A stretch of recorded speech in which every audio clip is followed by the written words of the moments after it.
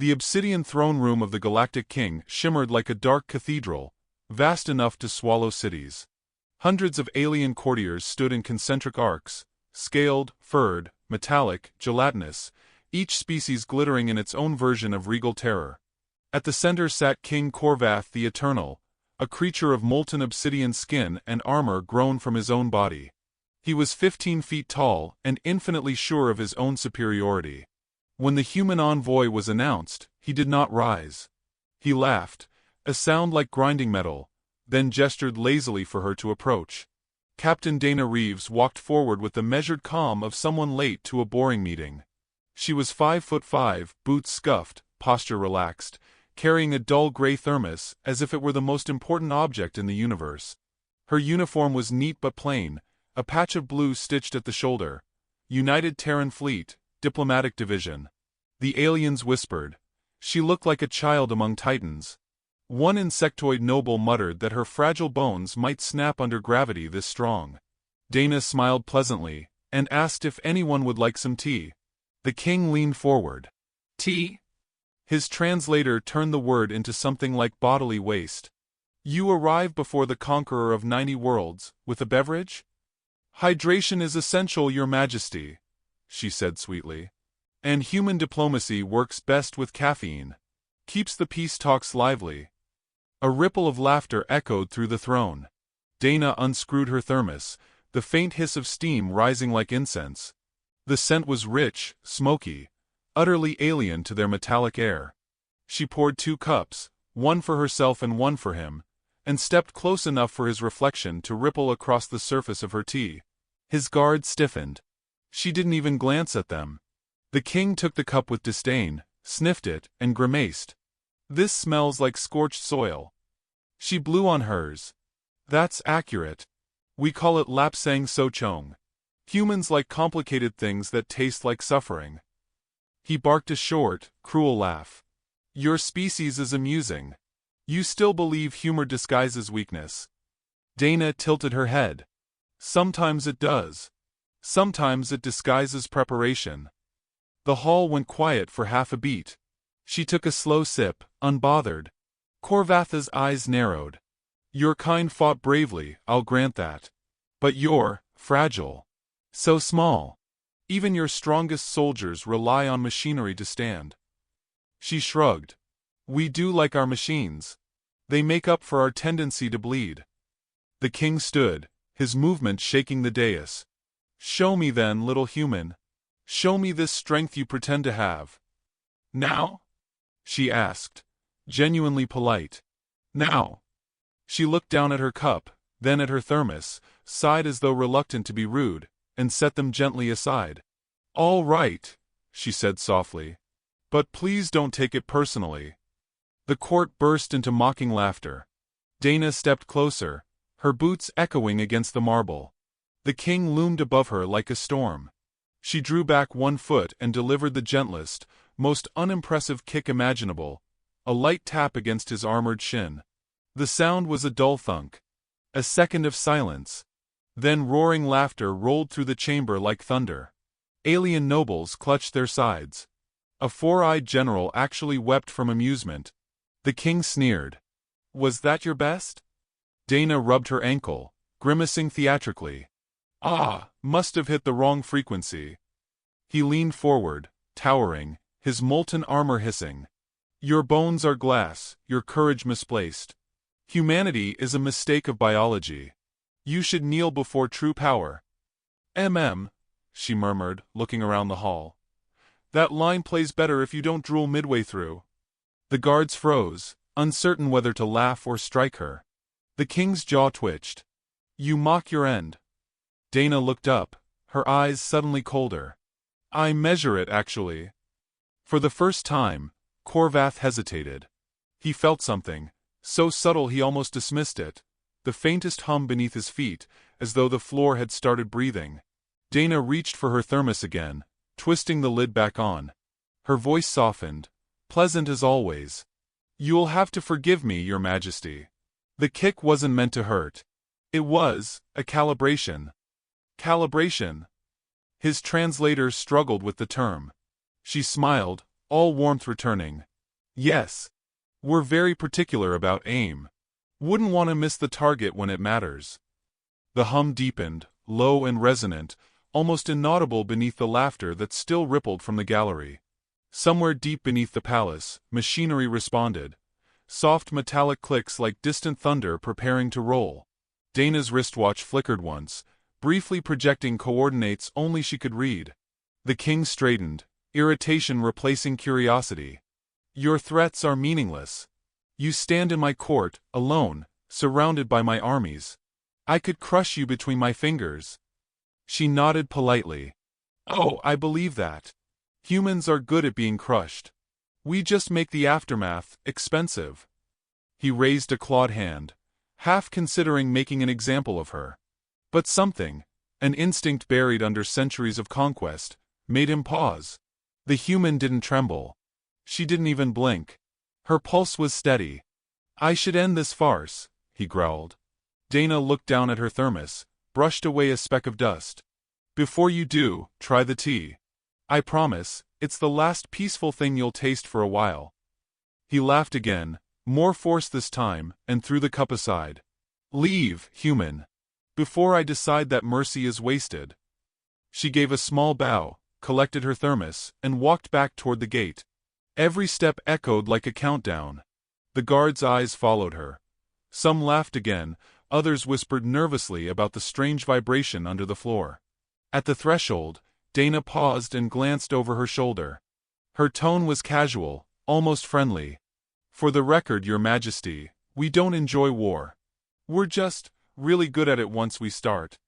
The king sneered, waving her off. Be gone, insect. Dana smiled one last time, slipping her thermos into her belt. Of course. I'll see you soon, assuming the palace's foundations hold. And with that, she walked into the corridor of light. As the massive doors closed behind her, the laughter of the court still rang. But underneath it came a subtle new sound, rising from the depths. The faint ticking of timed mechanisms, synchronized with her departing footsteps. The king looked down at his armored shin, where the weak kick had landed. A tiny scorch mark pulsed faintly, glowing brighter with every heartbeat. He frowned, then turned to his guard. Find out what that human. The chamber lights flickered once. Twice.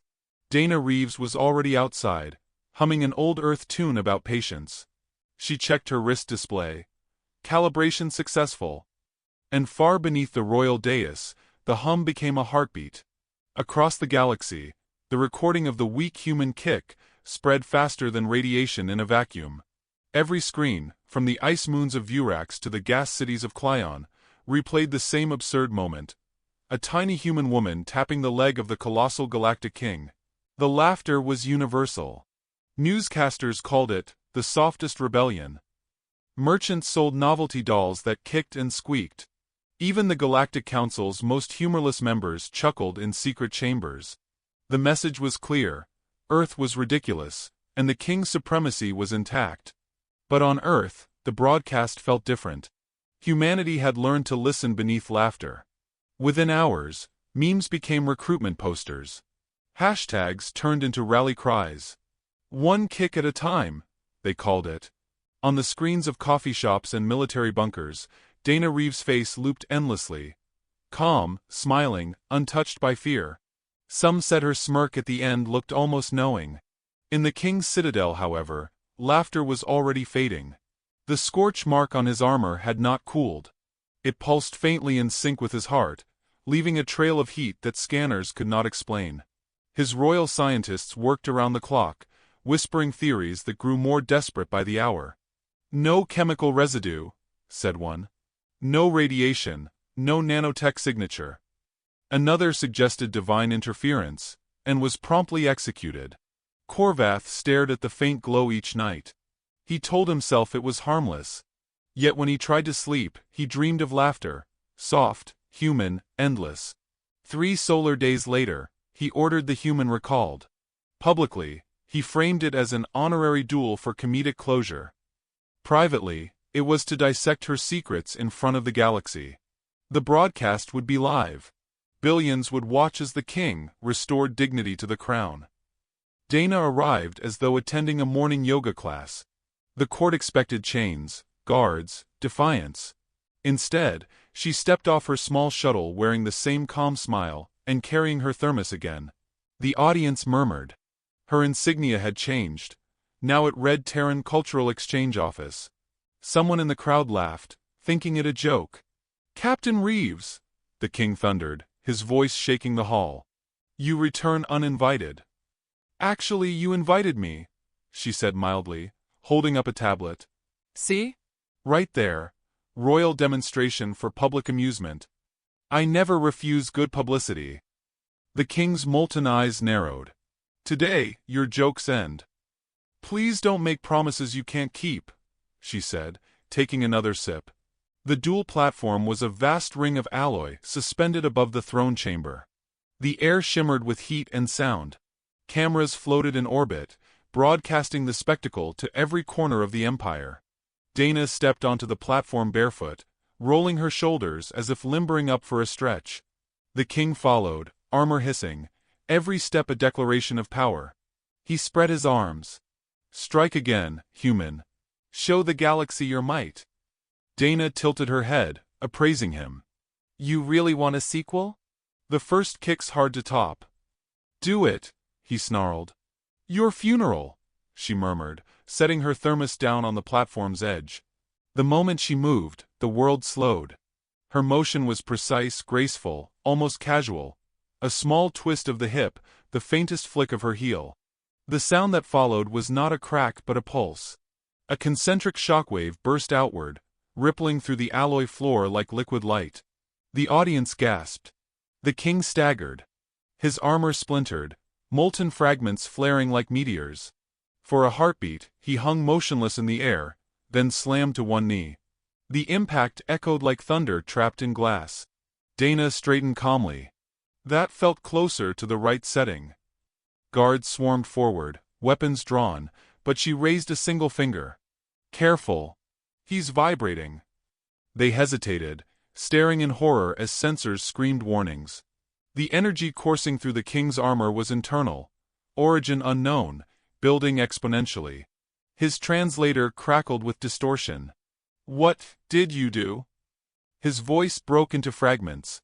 "Just a tap," Dana said, her tone as mild as ever. "It's funny how resonance works. Humans learned it from music. You ever play an instrument?" The king roared, slamming his fist into the platform, but the floor rippled again, amplifying the vibration. Sparks leapt from every joint in his armor. The royal scientists scrambled to shut down the broadcast, but it was too late. The entire galaxy was watching as their invincible monarch faltered before a woman with bare feet and a cup of tea. One brave general shouted, "Arrest her." Dana sighed. "You folks never listen. Round two's always worse." The lights dimmed. Her thermos, still sitting by the edge, emitted a soft chime. A projection flared from its lid. A map of the surrounding system, thousands of blinking points, each representing a human probe. They were everywhere, invisible, waiting. The audience erupted in panic. "Is this an invasion?" Someone screamed. Dana's eyes glimmered with amusement. "No, it's a science project. You're the control group." The king struggled to rise, molten cracks racing up his body. "You think you can threaten me with toys?" "Not threaten," she said. "Demonstrate. Humans like demonstrations. Helps comprehension." He lunged toward her, but his own armor betrayed him. The vibrations forced him back down with seismic force. The entire throne chamber trembled. Dana stepped closer, her tone almost sympathetic. "Don't feel bad. Everyone laughs at first. The universe did it to us too." Then they stopped. The line carried through the broadcast unedited. Billions of viewers felt a chill they couldn't explain. For the first time, fear replaced amusement. The notion of fragile humanity began to fracture. The king's advisors exchanged horrified glances. "Shut down the feed," someone begged. Dana looked up at the floating cameras, smiled, and said, "Smile for the archives. History likes irony." The feed cut to static, but not before capturing the image of the mighty Korvath kneeling in a storm of sparks while the human stood untouched, tea steam curling beside her. When the chamber finally stabilized, she turned to leave. The guards parted unconsciously, weapons trembling in their hands. She retrieved her thermos, brushing away dust. "You planned this," the king rasped. "Of course," she said. "We plan everything. Even our jokes." "You declared war." Dana glanced back, her voice soft but steady. "Not yet. But you'll wish we had." Then she stepped into the beam of light that carried her away, vanishing before their eyes. In the sudden silence, the king's armor cracked fully open. From the gap where her foot had touched him, tiny motes of light drifted upward, dissolving into the air like fireflies. The sensors identified no known element. Korvath reached out and caught one on his palm. It burned through his glove, leaving a single glowing scar in the shape of a human footprint. Across the galaxy, communication channels exploded. Was it a weapon? A curse? A test? No one could say. All they knew was that a human had kicked their god-king, and something in the universe had changed. And far above, aboard her departing shuttle, Dana Reeves watched the stars tilt around her.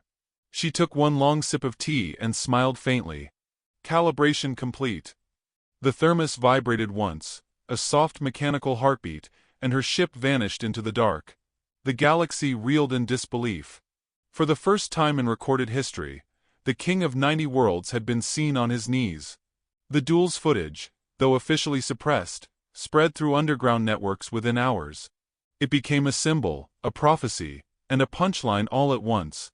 Every species interpreted it differently. Some called it treachery, some called it genius, and a few whispered that the human woman's smile had been something worse, an omen. On Earth, the reactions were divided between pride and dread. In a hidden command complex buried under Nevada sand, holographic screens replayed Dana Reeves' kick from 100 angles. Generals argued over its nature. Politicians debated diplomacy versus dominance. A child in a suburban classroom kicked a chair leg and laughed, unaware she was imitating the most watched act in galactic history. In the middle of the chaos, Dana sat alone in a quiet glass room, the city lights reflected in her eyes. Her thermos sat beside her, faintly vibrating, its metal surface whispering data streams no one else could read. A voice broke the silence through her earpiece. "Commander Reeves, your transmission destabilized 3 planetary networks. The King's Palace is still offline." She stirred her tea. "Good. That means the signal piggyback worked." The voice hesitated. "You were supposed to demonstrate restraint, not trigger a system-wide collapse."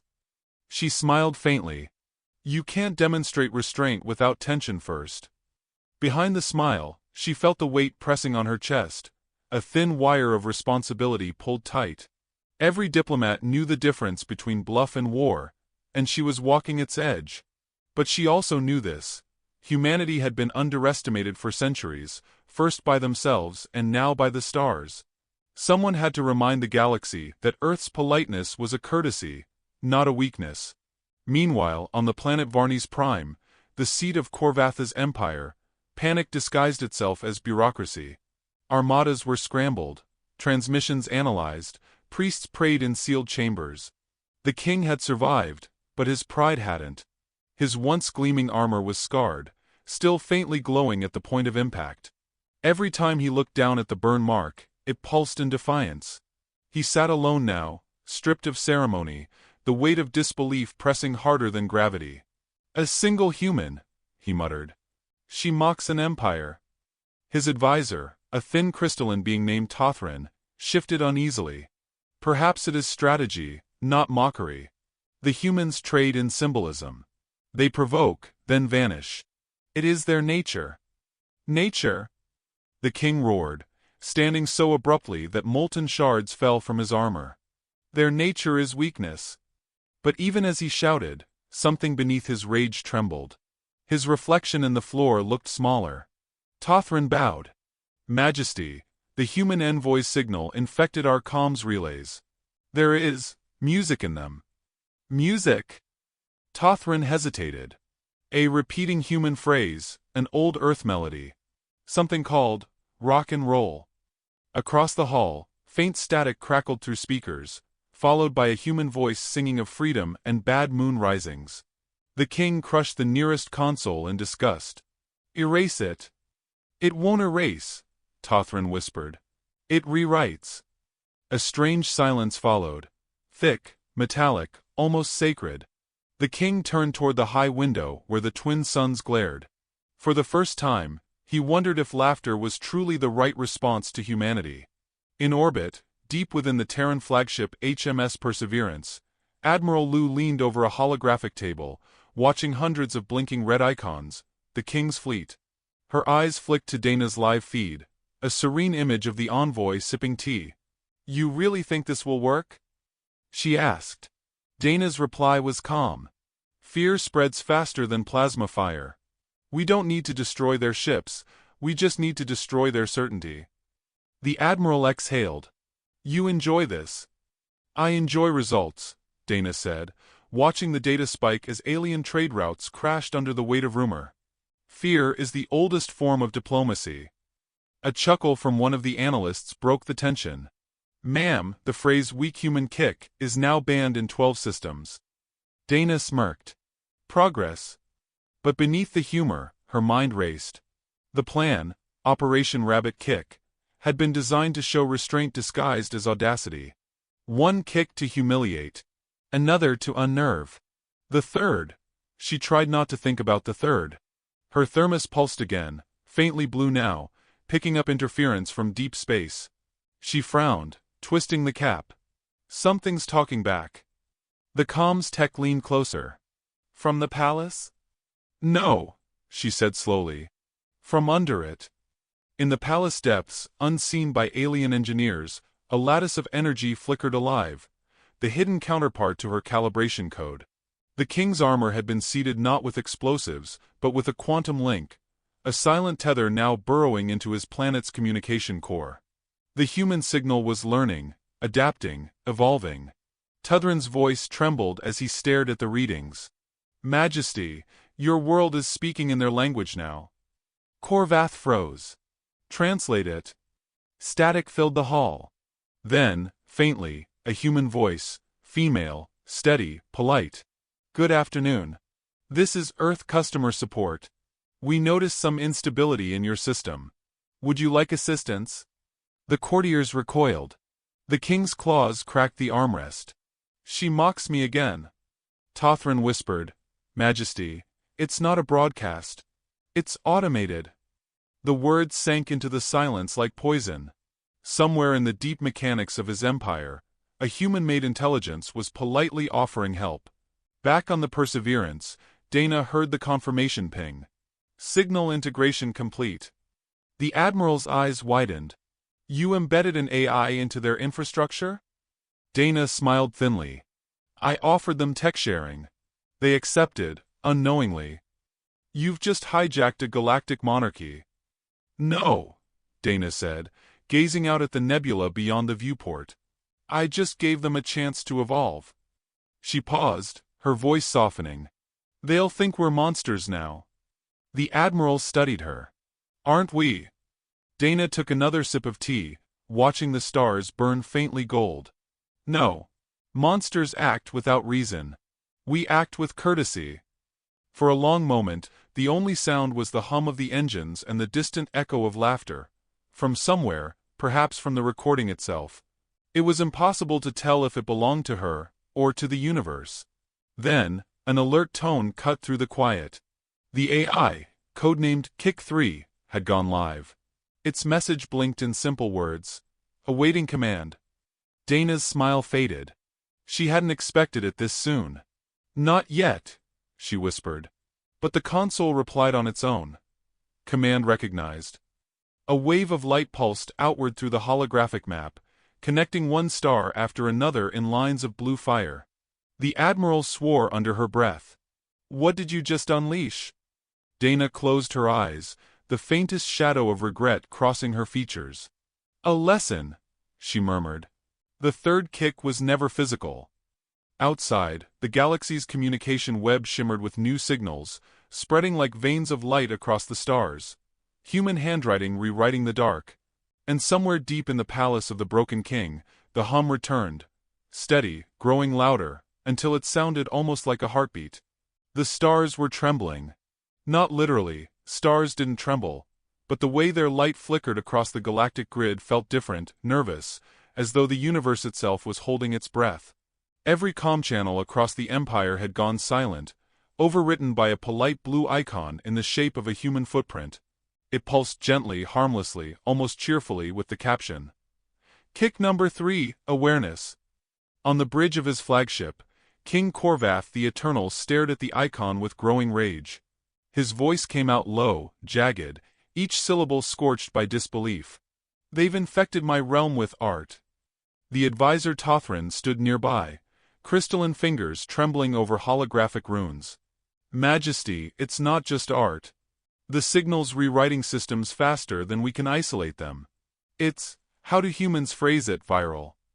Korvatha's molten eyes flared. "Then cut the infected worlds off." "We tried. The infection spreads through perception. Anyone who looks at the image carries the code." The king froze, the words echoing in his skull. "Through sight. Through understanding."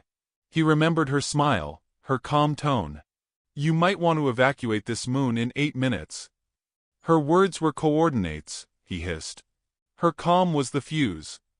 He turned sharply toward the window, where his empire burned in eerie silence. Giant communication spires blinked with blue light. Entire moons dimmed as their reactors reconfigured into unknown patterns. Fleets stopped mid-maneuver. His soldiers, once perfect instruments of conquest, were paralyzed by curiosity, staring at the symbol that now danced inside their vision like an afterimage. And in that silence, across every frequency, a voice spoke. "Good evening, everyone." It was Dana Reeves, warm, pleasant, utterly human. "I'd apologize for interrupting your usual programming, but considering you were planning to invade 3 of our colonies, I think we're even." Her voice rippled through every device, resonating as if she were standing beside each listener. There was no anger in her tone, only that infuriating human ease, half humor, half lecture. "Now, before anyone panics, let me clarify. We're not conquering you. We're just reorganizing your priorities." The king slammed his claws against the console. "Find her. Trace the source." Tuthran's voice cracked. "We can't. The signal originates from everywhere. It's Majesty, it's distributed among our own satellites." "Then destroy them all." "That would collapse the grid. We'd lose communication for centuries." "Then we rebuild." Tothran looked at him, really looked, and for the first time, saw not a god, but an old creature terrified of irrelevance.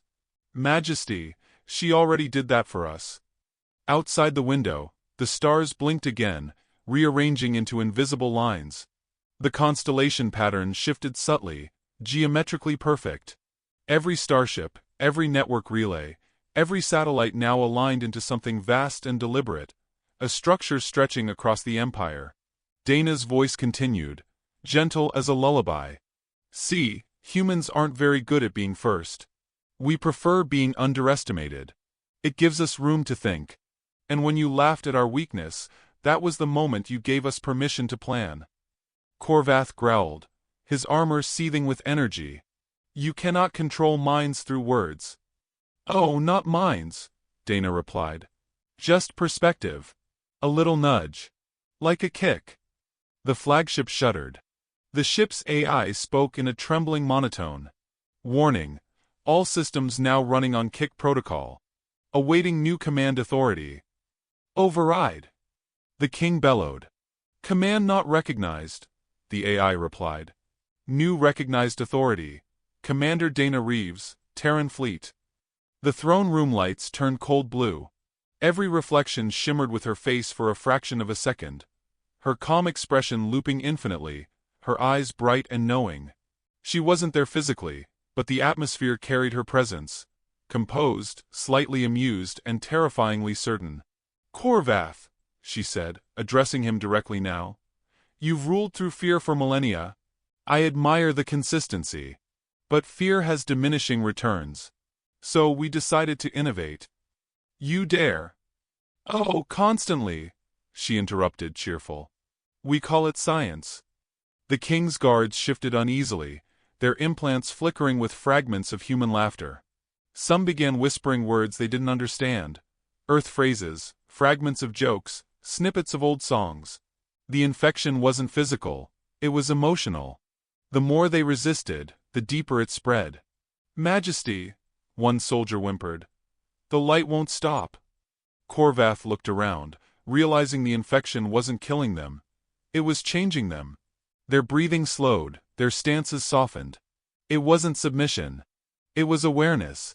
Understanding. Dana's voice deepened, quieter now, the humor fading to something darker. "You think strength is domination. We think strength is patience. You raise empires through conquest. We raise them through memory. You see, we don't forget what fear feels like. That's why we don't need to be cruel to wield it." The king roared, unleashing a wave of energy that shattered the viewing window. Space gaped open, sucking debris into the void, but magnetic shields snapped on automatically. Dana's voice barely wavered. "Thank you for the dramatic cue," she said softly. "Now, let's finish the demonstration." At that moment, light spread across the galaxy like dawn. Every infected relay beamed a synchronized pulse, harmless in energy, but devastating in implication. The pulse carried one message, repeated in every tongue. "Humanity requests peace." The irony was unbearable. The king's empire, an entity built on subjugation, was now broadcasting surrender on behalf of its enemy.